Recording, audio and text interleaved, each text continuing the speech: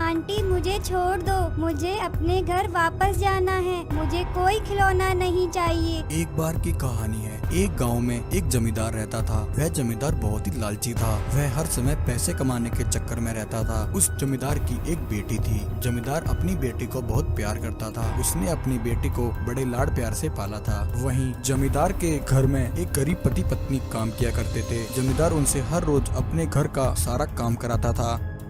वह जमींदार इतना लालची था कि उन दोनों को भरपेट खाना तक नहीं देता था और हर छोटी छोटी बात पर उन दोनों को डांटता और धमकाता रहता था। वहीं जमींदार की बेटी को अपने पिता का ऐसा व्यवहार बिल्कुल पसंद नहीं था। इसलिए वह लड़की जमींदार से छिपकर उन दोनों पति पत्नी के लिए खाना लेकर आती थी और उन दोनों को भरपेट खाना खिलाती थी। ऐसे ही एक दिन एक औरत एक टोकरी में कुछ खिलौने लेकर अचानक से गांव में आती है। तभी उसकी नजर जमींदार के आंगन में खेल रही उसकी बेटी पर पड़ती है। बच्ची को देखकर वह औरत कहती है, खिलौने ले लो खिलौने, आओ बेटा खिलौने ले लो, एक से बढ़कर एक खिलौने। उस औरत की आवाज सुनकर जमींदार की बेटी उसके पास आती है। आंटी आंटी मुझे भी एक खिलौना चाहिए। हाँ बेटी क्यों नहीं, मैं अभी तुम्हें खिलौना देती हूँ। यह कहकर वह औरत एक डायन में बदल जाती है और जमींदार की बच्ची को पकड़ लेती है। अरे वाह, यह लड़की तो कितनी हष्ट पुष्ट और मुलायम लग रही है। मुझे तो ऐसी ही लड़की की जरूरत थी। इसे तो मेरे पास होना चाहिए। यह लड़की तो मेरी सेवा करने के लायक है। तभी इतने में उस लड़की का पिता जमींदार डायन को देख लेता है। वह अपनी बच्ची को डायन के हाथ में देखकर उसको बचाने के लिए भागता है। जमींदार को आता देख डायन उस लड़की को लेकर वहाँ से भागने लगती है। जमींदार कहता है, अरे बचाओ बचाओ, यह डायन मेरी बच्ची को उठाकर ले जा रही है। अरे कोई तो मेरी बच्ची को इस डायन से बचाओ। डायन भागती हुई उस बच्ची को लेकर एक विशाल पेड़ के पास आ जाती है और उस लड़की को लेकर उस पेड़ के अंदर चली जाती है। पेड़ के उस पार उस डायन की गुफा होती है। डायन जमींदार की बच्ची को लेकर अपनी गुफा में आ जाती है। वहाँ आकर वह लड़की बहुत घबरा जाती है और डायन से कहती है, आंटी मुझे छोड़ दो, मुझे अपने घर वापस जाना है, मुझे कोई खिलौना नहीं चाहिए। तभी डायन बोलती है, सुन लड़की, यह तेरे पिता का आलीशान घर नहीं है, यह मेरी गुफा है। अब तू मेरे पास मेरी गुलाम है। अगर तुझे यहाँ जिंदा रहना है तो मेरी सेवा कर, वरना मैं तुझे कच्चा चबा जाऊंगी। उधर जमींदार बहुत परेशान हो जाता है और दुखी होकर रोने लग जाता है। जमींदार को रोता देख वह गरीब पति पत्नी उसके पास आते हैं और कहते हैं, अरे मालिक क्या हुआ, आप यहाँ इस प्रकार क्यों रो रहे हैं? तब जमींदार उन दोनों पति पत्नी को सारी बात बताता है कि उसकी बेटी को एक डायन उठाकर ले गई है। हे भगवान, मैं क्या करूं? मैं तो इतना बेबस और लाचार हूं कि अपनी बेटी को बचाने के लिए कुछ नहीं कर सकता। अब मैं कैसे अपनी बेटी को उस डायन से वापस लेकर आऊं? जमींदार की बात सुनकर वह गरीब पति पत्नी अपने असली रूप में आ जाते हैं और एक नागिन और नागराज में बदल जाते हैं। जमींदार उन दोनों को देखकर हैरान हो जाता है और कहता है, हे इच्छाधारी नागिन नागराज, मुझे क्षमा कर दीजिए। मैं आपको पहचान न सका, मुझसे बहुत बड़ी गलती हो गई। तुम दोनों को गरीब समझकर मैंने तुम्हारे साथ बहुत बुरा व्यवहार किया। कृपा करके मुझे मेरी गलती के लिए क्षमा कर दीजिए। तभी नागराज बोलता है, जमींदार, इसमें तुम्हारी कोई गलती नहीं है। वह डायन हमारे भी पीछे पड़ी थी। उस डायन से बचने के लिए ही हम यहाँ तुम्हारे घर आकर रूप बदल कर रह रहे थे। जमींदार, तुमने ना सही परंतु तुम्हारी बेटी ने हम दोनों पति पत्नी की बहुत सेवा की है। तुम्हारी बेटी का हम दोनों पर बहुत बड़ा एहसान है। हम दोनों अपनी जान पर खेलकर भी तुम्हारी बेटी को वापस अवश्य लेकर आएंगे। इतना कहकर नागिन और नागराज अपनी जेसीबी लेकर उस डायन की गुफा के पास आ जाते हैं और अपनी जेसीबी से डायन की गुफा में टक्कर मारते हैं। नागिन और नागराज को जेसीबी के साथ देखकर डायन बहुत घबरा जाती है और अपनी जान बचाने के लिए उस लड़की को वहीं छोड़कर दुम दबाकर भाग जाती है। फिर वह चुड़ैल मछली ऐसा ही करने लगती है। जो भी व्यक्ति उस मछली को देखने के लिए उसके पास आता, वह मछली चुड़ैल उसको जिंदा। एक बार की कहानी है। एक बार एक चुड़ैल अपने कुछ शैतानों के साथ एक तालाब किनारे प्रकट होती है। चुड़ैल तालाब में एक शक्ति छोड़ती है और तालाब की सारी मछलियों को पानी से खींच लेती है और उन्हें जिंदा ही निगल जाती है। सभी मछलियाँ खाने के बाद चुड़ैल अपने शैतानों से कहती है, सुनो मेरे शैतानों, यह तालाब तो अब खाली हो चुका है। इन मछलियों से तो मुझे आदि शक्तियाँ ही प्राप्त हुई हैं। अभी मेरी आदि शक्तियाँ बाकी हैं और वह आदि शक्तियाँ मुझे इंसानों को खाकर ही मिल सकती हैं। ऐसा कहकर वह चुड़ैल एक मछली का रूप धारण कर लेती है और अपने शैतानों से कहती है, मेरे शैतानों, अब तुम शैतान लोग वापस लौट जाओ। तब तक मैं धरती लोक पर इंसानों को खाकर अपनी शक्तियाँ बढ़ाऊंगी।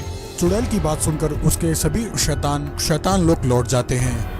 वहीं एक दिन एक गरीब किसान उस तालाब से पानी लेने आता है, परंतु उस तालाब को सूखा देखकर वह किसान हैरान हो जाता है। किसान कहता है, अजीब बात है, कल तक तो यह तालाब पानी से खचाखच भरा हुआ था, परंतु आज यह तालाब पूरा सूख चुका है। ऐसा कैसे हो सकता है? तभी अचानक उस किसान को एक आवाज सुनाई देती है, हे मनुष्य, मेरी मदद करो, यहाँ मेरा दम घुट रहा है, मुझे बचा लो।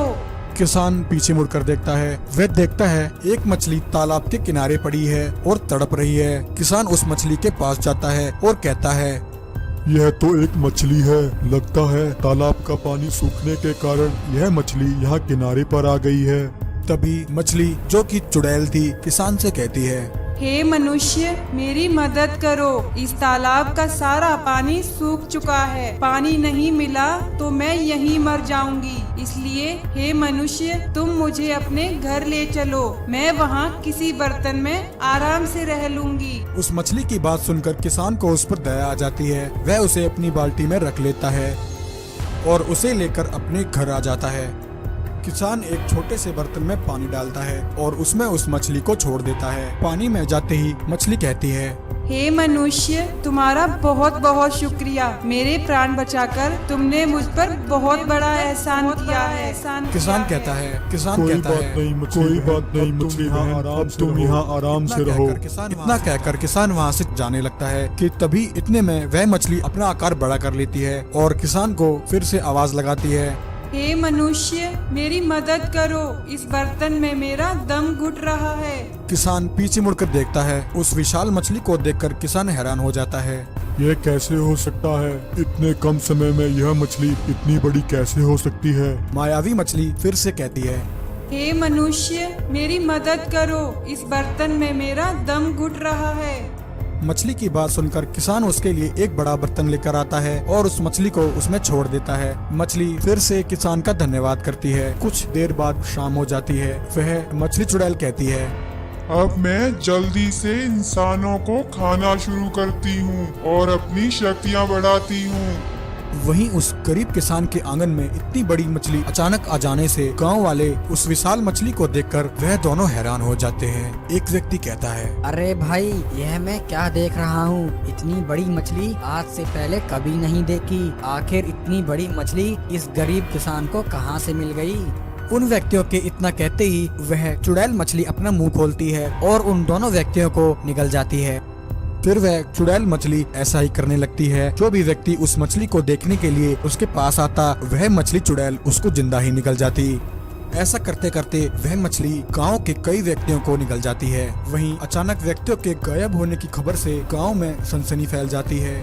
गांव की सभी महिलाएं इकट्ठी होकर साधु बाबा के पास जाती हैं और गांव में हो रही घटना के बारे में बताती हैं। गांव की महिलाओं की बात सुनकर साधु बाबा उसी समय अपना ध्यान लगाते हैं और अपनी शक्ति से सब देख लेते हैं कि एक चुड़ैल मछली का रूप लेकर गांव के व्यक्तियों को निगल रही है और अपनी शक्तियाँ बढ़ा रही है। साधु बाबा बिना टाइम गवाए उसी समय उस किसान के घर पहुंचते हैं। साधु बाबा को देखकर किसान कहता है, प्रणाम साधु बाबा, क्या हुआ? आप अचानक से मेरे घर कैसे आना हुआ? साधु बाबा कहते हैं, मनुष्य, सबसे पहले मुझे यह बताओ, यह मछली तुम्हें कहाँ से मिली? गरीब किसान उन्हें सारी बात बता देता है। साधु बाबा कहते हैं, मनुष्य, यह मछली जिसे तुम तालाब किनारे से उठाकर लाए हो, यह कोई मछली नहीं बल्कि उसके भेष में एक मायावी चुड़ैल है। खोई हुई शक्ति पाने के लिए यह चुड़ैल यहाँ गांव में आई है और एक एक करके गांव वालों को निगल रही है।